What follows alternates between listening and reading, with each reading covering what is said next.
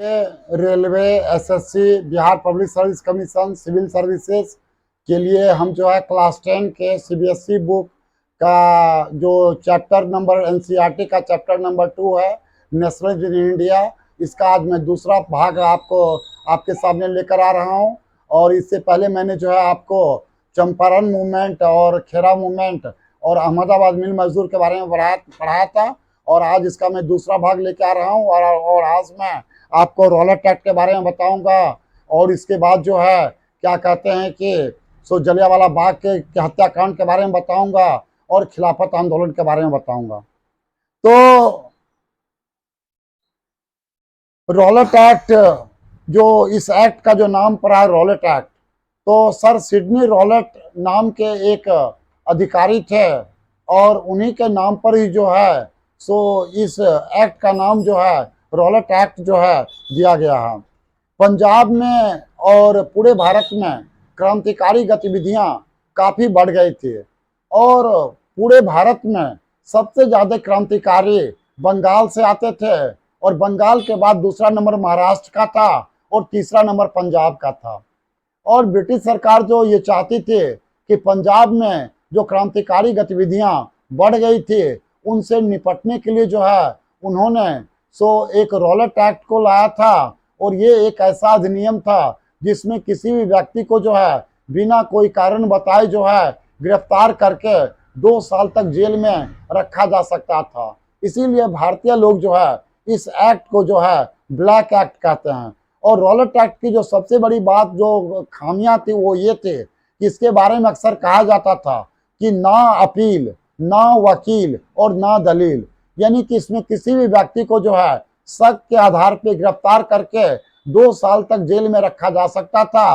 वो व्यक्ति जो है ना अपील कर सकता था, ना अपने लिए वकील को रख सकता था और कोर्ट में जो है वो कोई दलील भी जो है अपने आप को निर्दोष साबित करने के लिए नहीं दे सकता था। और ये एक्ट जो था बहुत ही जो है भारतीय लोगों के लिए जो है और भारतीय जो स्वाधीनता सेनानी थे उनके लिए जो था बहुत ही जो है एक क्रूएल एक्ट था, बहुत ही कठोर एक्ट था और जिसका कि भारतीय लोगों ने जो है विरोध किया था। और रॉलेट एक्ट को जब ये किया गया, लागू किया गया था, तो महात्मा गांधी को जो है दिल्ली में प्रवेश करने से जो है रोक लगा दिया गया था। और उसके बाद जो है 6 अप्रैल 1919 को जो है पूरे भारत में जो है हड़ताल का आयोजन जो है किया गया था।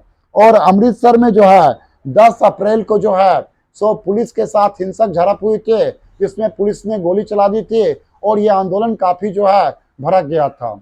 और इसके बाद जो है जलियांवाला बाग हत्याकांड जो है ये 13 अप्रैल 1919 को हुआ था। पंजाब के अमृतसर में जो है जलियांवाला एक बाग था जो एक जल्ली नाम के व्यक्ति का था और इसी से इस बाग का नाम जो है जलियांवाला बाग जो है पड़ा है।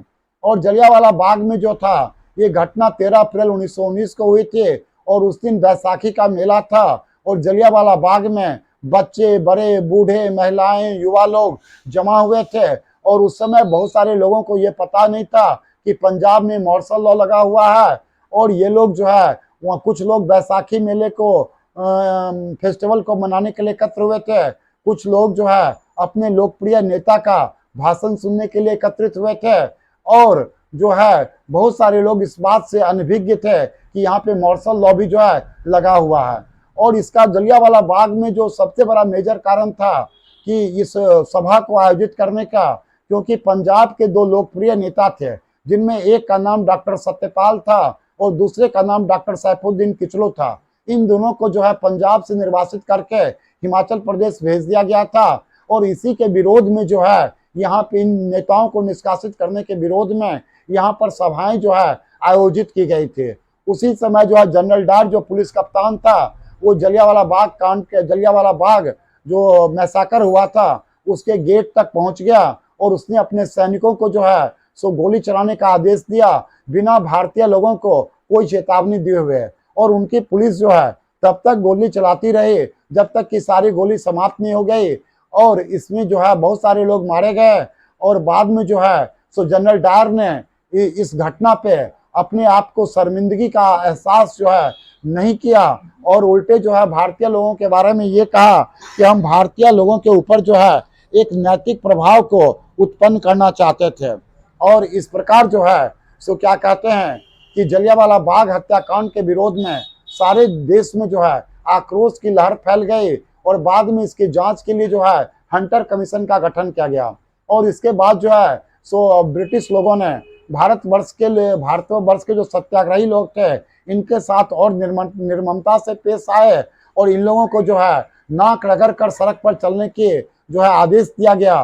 ब्रिटिश अधिकारियों को, सिपाहियों को सैल्यूट मारने के लिए कहा गया और पंजाब के गुजरावाला जो अब पाकिस्तान में है वहां पर बम वर्षक विमान से बम भी बरसाए गए और लोगों को चाबुकों से भी पीटा गया।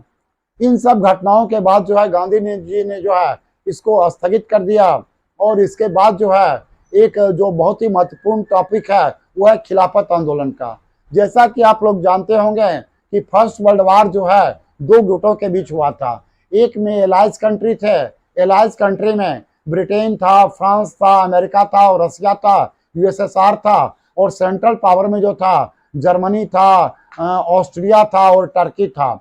और इसमें जो है सो मित्र देशों के एलाइज कंट्री की जीत हुई थी और तुर्की का जो खलीफा था, जो कैलिफ था, वो सारी दुनिया के मुसलमानों का जो है स्पिरिचुअल लीडर था, आध्यात्मिक नेता था। और ब्रिटिश लोगों ने जो है खलीफा के पद को समाप्त कर दिया था। तो भारत में दो भाई थे, मोहम्मद अली और शौकत अली, और इन दोनों भाइयों ने जो है महात्मा गांधी से बात की और गांधी जी भी जो है इस तलाश में रहते थे कि ब्रिटिश सरकार कब गलती करे और हमको जो है आंदोलन चलाने का मौका मिले। और इस प्रकार जो है सो मोहम्मद अली, शौकत अली और गांधी जी ने जो है इस आंदोलन को चलाने के लिए व्यापक विचार विमर्श और मंथन किया और मुंबई में जो है, बॉम्बे में जो है अखिल भारतीय खिलाफत कमेटी का गठन किया गया। और इसके बाद जो है भारत में ये आंदोलन जोर शोर से चलाया गया और ये आंदोलन जो है जोर शोर से चला 1919 से लेकर 1922-23 तक। लेकिन जो है तुर्की में जो है सरकार बदल गई, वहाँ का नया शासक जो है मुस्तफा कमाल पाशा बना और उसने तुर्की में मॉडर्नाइजेशन को लागू कर दिया। और जब तुर्की में ही जो है खलीफा के पद को जो है समाप्त कर दिया गया तो भारत जैसे देश में जो है ये आंदोलन जो है लंबे समय तक कैसे चल सकता था और धीरे धीरे ये आंदोलन मृत प्राय हो गया। लेकिन इस आंदोलन में जो हस्ताक्षर अभियान चलाया गया उसमें 6-7 लाख भारतीयों ने हस्ताक्षर अभियान के माध्यम से इसके प्रति विरोध जताया।